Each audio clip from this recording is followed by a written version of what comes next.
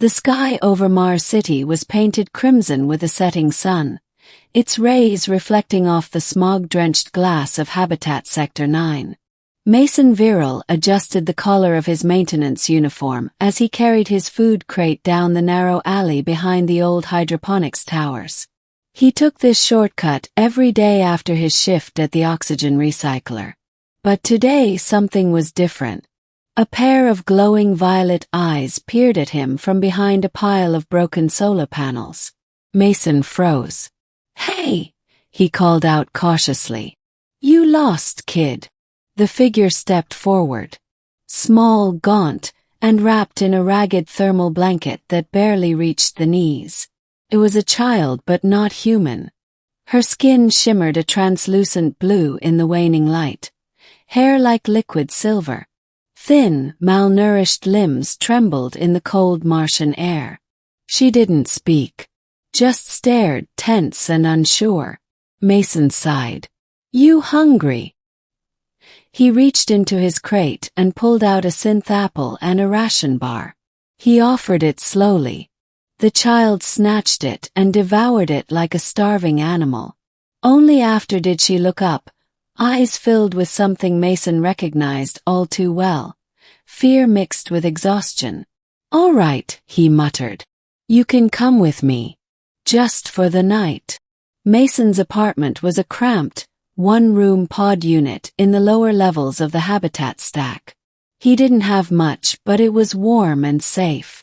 The girl curled up under an old blanket, barely making a sound. "What's your name?" he asked, crouching near her. She hesitated, then whispered. "Sorry." "Sorry," Mason repeated. "I'm Mason. You got any family?" She shook her head.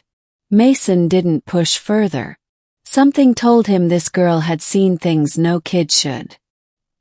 He turned off the light and let her rest. Days turned into weeks. Sorry barely spoke, but slowly adapted to Mason's presence. She began helping him around the apartment, cleaning, organizing the few possessions he had. She even insisted on walking with him to work, though she always stayed hidden near the fence when he entered the recycler. Strange things began happening. Once, when Mason cut his hand, she touched it, and the wound closed within seconds. Another time, when their heater malfunctioned, she placed her palms on the broken unit and it hummed to life. Mason couldn't explain it. He knew some alien species had strange abilities, but she wasn't like the documented ones. She was something different. Still he kept quiet. The authorities would whisk her away if they knew. Alien children, especially undocumented ones, weren't safe in the inner colonies.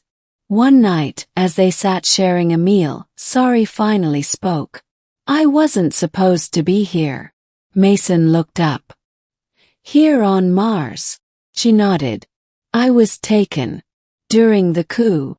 Mason raised a brow. "What coup?" Sorry stared at her reflection in the window.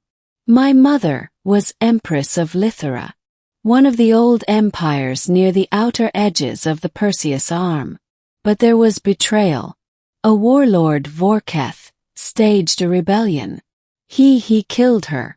Mason's chest tightened. "And you?" "I escaped.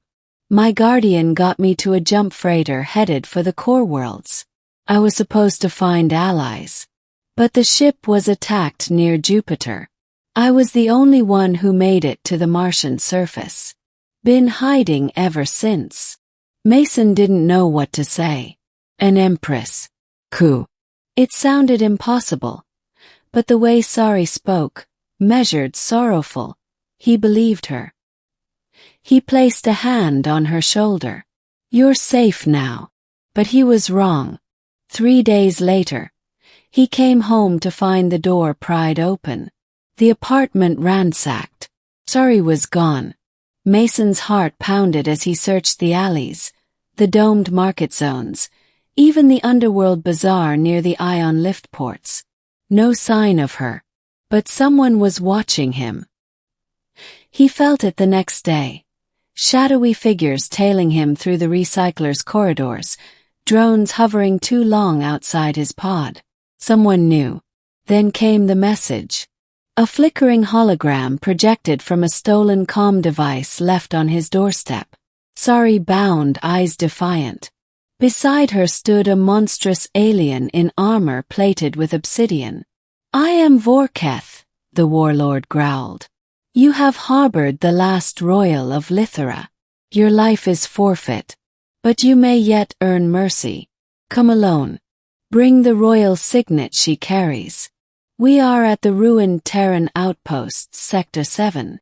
The hologram blinked out. Mason stood motionless, mind racing. He wasn't a soldier, just a mechanic. But Sari had trusted him, called his home her sanctuary.